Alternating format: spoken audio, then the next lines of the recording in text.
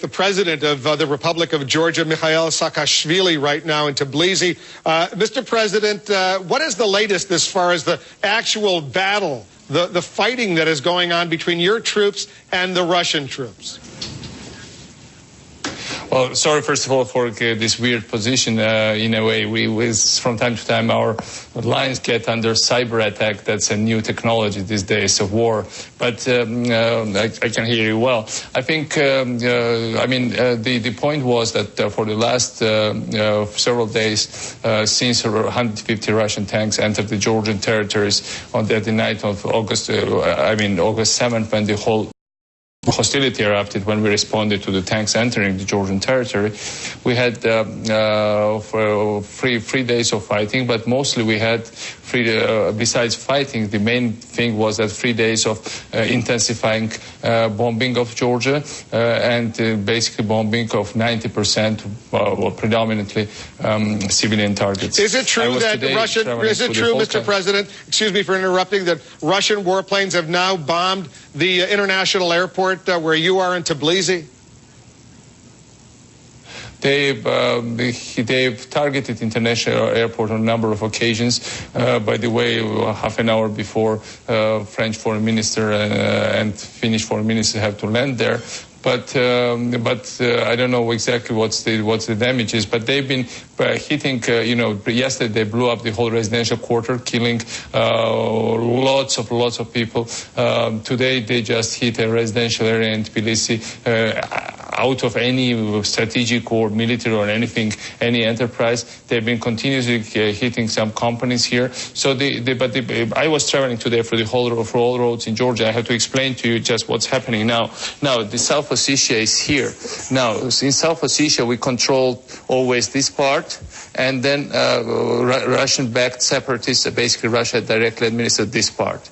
Now, but Russian troops entered in from here, and Russian troops also came to our border here with 100 tanks yesterday night.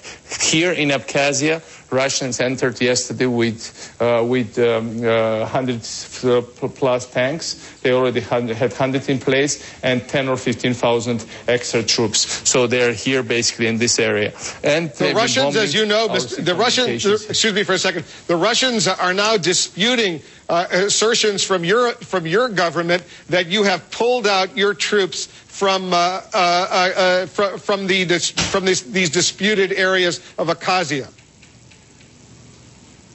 Well, look, no, I mean, there have been no troops in Abkhazia. They're disputing it about our South Ossetia, but we are not crazy. We are talking about mass, unparalleled land intrusion of Russia into any country. It's bigger than with the force the tank force they went into Afghanistan in 1979 or Czechoslovakia in 1968. So certainly we don't have any interest in pursuing excuse me, I mean, Mr. President, have you removed your troops from South Ossetia? Excuse me. South Ossetia. Yeah. I mean, we had our troops in town of Tskhinvali, and we relocated them out of the town of Tskhinvali, outside the zone where they usually were stationed before, after they've completed the task of cleaning and they're out. They're out. I can confirm. Because they're denying, the Russian foreign minister is denying it. Well, I mean, again, we have no interest whatsoever in pursuing hostilities. This civilian targeting and casualties should stop now. Today I was traveling through the road of Georgia, and I saw with my own eyes, because I also couldn't take planes because their air belongs now to the Russians. I saw with my own eyes, it's a holiday season, and people are going and now running back from the seaside holidays and from the mountains because they have to find safe refuge. And I saw with my own eyes how Russian planes were descending very low over the road, chasing the cars and dropping bombs in proximity of the place where there was compilation of cars. So this is I'm president of the country, driving also I'm protecting, being a target like my fellow citizens, but I had to drive there and I couldn't do anything about it. It is a tragic situation, and Mr. President, I just want to alert our viewers, we may lose the satellite if it goes down. That'll be the explanation. But what do you want the United States right now to do? The United States and the world community should stop intervention and invasion of my sovereign country. How should the U.S. do that? I think the U.S. is the most powerful country in the world. I think the U.S. has lots of leverage, and I think there are lots of diplomatic means that it could be done through. And basically, I think this is not about Georgia anymore. This is about basic values of humanity, of American values that we always ourselves believed in. This is all about human rights. This is all about future of the world order. And I think there is much bigger thing that is at stake here than just Georgia. For me, it's all about my country. But for a wider world, it's about the future world order. Something that's happening here, history will judge very badly people who are doing this. Well, let me ask a blunt question. Would you like the United States to offer military assistance to your country right now? Well, I wouldn't speculate about it, because I think our forces are capable enough, and they've been really doing a good job. But we need to stop hostility. We don't need further military action. We need to stop it. We need to bring back peace. And ceasefire is about both sides winning. We proclaim ceasefire. We are willing to sign the document on non-use of force and on non-resumption of hostilities. We are willing to be as flexible as we can on solving the issues. We need to bring back peace and to stop these innocent, senseless, brutal, absolutely unacceptable killings. The Russians are saying that you personally, Mr. President, should be held accountable for this very dangerous situation by your actions over the past few days. They call them a criminal political decision that you took. Let me play this little clip. I interviewed in the last hour the charge d'affaires at the Russian embassy here in Washington, and he leveled a direct charge against you. Listen to this Russian diplomat.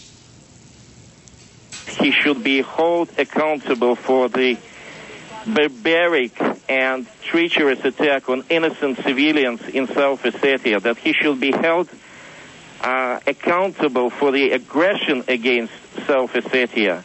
And the best thing he could do right now is to unconditionally, I repeat, unconditionally withdraw his troops and sign a legally binding agreement with Ossetians on non-use of force.